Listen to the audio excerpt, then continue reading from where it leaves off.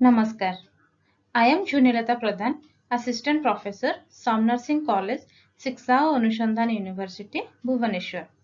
Today, we are going to discuss about clinical management of COVID-19, a nurse's perspective. At the end of the session, the participant will able to know the different type of clinical severity of COVID-19 and the various methods of nursing management at workstation for COVID-19. As per clinical severity, it is divided into mild, moderate and severe. ସେମାନଙ୍କ ମଧ୍ୟରୁ mild patient ମାନେ Covid care ସେଣ୍ଟରରେ treatment ହେବେ, moderate patient ମାନେ dedicated Covid health ସେଣ୍ଟରରେ ଏବଂ severe category patient ମାନେ dedicated Covid ହସ୍ପିଟାଲରେ ଟ୍ରିଟମେଣ୍ଟ ହେବେ. If we consider oxygen saturation, for mild SpO2 more than equal to 94% in room air and respiration rate less than equal to 24 breaths per minute with no evidence of breathlessness. And for moderate category patient, both adult and child SpO2 within 90 to 94% in room air and respiration rate more than 24 breaths per minute. But if the patient develops severe pneumonia, acute respiratory distress syndrome, septic shock and sepsis, then it will be categorized as severe case. Next, we will know who will come under high risk group for COVID-19.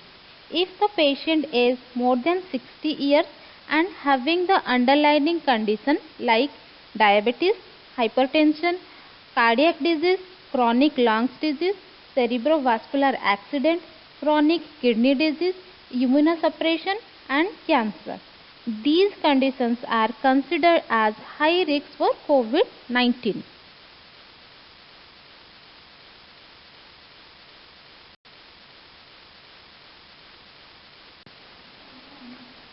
Now about the clinical management for mild COVID-19.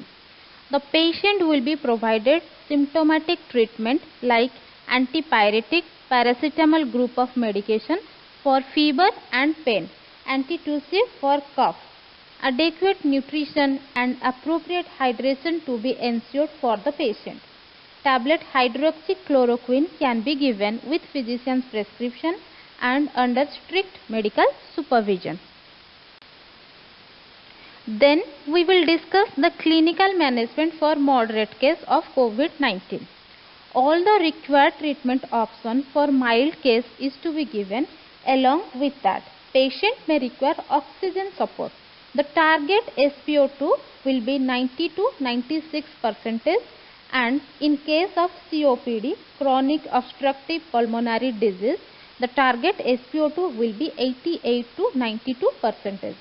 For this, we can use nasal prong, max or non-breathing reservoir bag. That depends upon the requirement of the patient. Awake chronic may be used as a rescue therapy if the patient hemodynamically stable. ଏହା ସହିତ ଡକ୍ଟରଙ୍କ prescription ଅନୁସାରେ ପେସେଣ୍ଟକୁ ଆଣ୍ଟିକୋଆଗୁଲେସନ୍, corticosteroid and antiviral medication ଦେଇପାରିବା.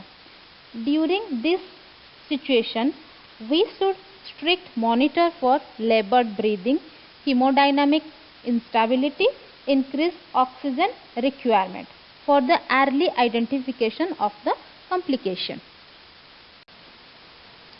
Next, we will go for the clinical management for severe COVID-19. Here, all the patient will get the ICU treatment as per the requirement of the patient's condition.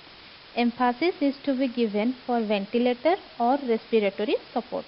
If any underlying risk condition will present, that is to be treated as per the protocol, and patient should observe for the management of complication. So these are the clinical management for COVID-19 patient. Now the most important thing is nursing management at workstation. First thing is self preparedness. जेहेतु यह एक pandemic situation आमको both physically and mentally prepare रहिबा को पड़िबो. A COVID warrior must be physically healthy without any high risk condition and must equipped with the updated guideline for the management of COVID-19 patients. Like that, for providing optimum level of care to the COVID-19 patient, psychologically we must remain sound enough by accepting this challenging situation. Infection prevention control should be started at the entry of the patient at the hospital. जेमिति कि आमे सबु patient लगी सबु समय रे standard precaution apply करिबा जहा कि हैंड हाइजीन सोशल डिस्टेंस एवं पीपीई यूज करिबा. Next is droplet precaution which prevents a large droplet transmission of respiratory viruses. It include the triple layer masks, goggles and face shield. Apply contact precaution to prevent the direct or indirect transmission from the contaminated surface or equipment. For this, use of PPE when entering and remove the PPE when leaving the room. The most important is to apply airborne precaution when performing an aerosol generating procedure. We should use gloves, long sleeve gown, eye protection and feet tested N95 mask. All the precautions are equally important to break the chain of transmission from COVID-19. After that, the nursing action is to collect clinical history. A detailed clinical history is taken including for comorbidity and current health status. Effective nursing care includes patient followed up daily for temperature, vitals, SpO2, intake and output chart. Provide all the prescribed medication accurately. Patients should be monitored for the sign and symptom of complication like mental confusion, difficulty in breathing, bluish color of face or lip, dehydration, decreased output, etc.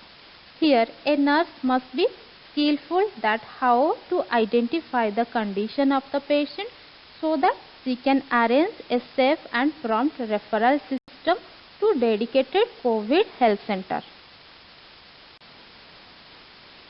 यह हेउची एक novel infection तेणु patient एवं family member मानकर fear anxiety रहिबा स्वाभाविक. For that we have to counsel the patient and family member to allay stress and anxiety. Along with that, we can provide health education regarding transmission and how to take precaution of COVID-19 because this situation may last for uncertain period. The nurses are there with patient in 24/7 hours. So we must communicate effectively to the healthcare team members regarding the patient's health condition for the further treatment and prognosis. And as per the institutional protocol, everything in detail is to be documented and reported to the corresponding authority. If the patient admitted in ICU, what should be the nursing management at ICU? Here we have to provide priority based nursing care. First and most important is respiratory nursing care. For that, we have to collect history, investigation reports and clinical manifestation, which makes us very easy to identify the current health condition. Mostly proning position is recommended for these patients. So what is the nurse's responsibility during this positioning? For awake proning, patient will undergo a rotational change in position from prone to lying on each side to sitting up. It includes 30 to 120 minutes to prone, which will be followed by 30 to 120 minutes left lateral decubitus, right lateral decubitus and upright sitting position. If the patient with ventilator, then what is the nursing responsibility? Here we have to pre-oxygenate the patient, secure all the endotracheal tube and other attached catheter like arterial line, central venous line and all. The recommended time is 16 to 18 hours a day with interval, and close monitor is required for the patient during this position. So it helps to reduce secretion from the respiratory tract and helps in good oxygenation. Next important management is maintenance of hemodynamic status.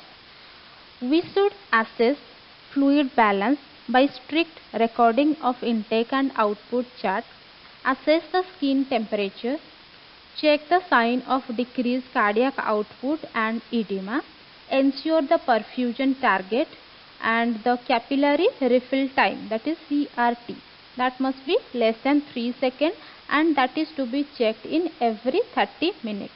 And along with that we have to check the level of consciousness. Apart from that, we should take precaution for the infection control and require emergency nursing care is to be followed. As aerosol is the most contaminated material from the infected patient, so let's discuss about some aerosol generating activities.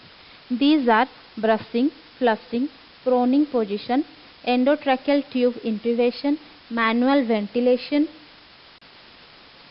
bronchoscopy, tracheostomy, CPR and also suctioning, and also if the patient is having humidifier and libunization.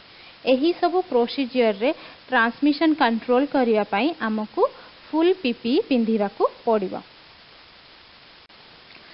Here we will discuss some safe respiratory nursing care. These are: we should use multi-dose inhaler over nebulization.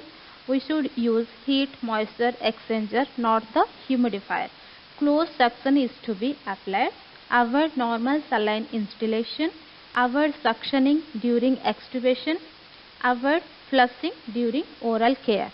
These are some important interventions and precautions are required for nurses at workstation while providing nursing care to COVID-19 patient. Nursing care is vital in recovery of mild, moderate and critical COVID-19 patient. The role of nurses not limited in COVID scenario. We can provide both independent and dependent nursing care along with the advanced care practice. Protection of self and protection of patient from infection are two important things to be considered while providing care to COVID-19 patient. Thank you all for your kind participation and patience. Thank you.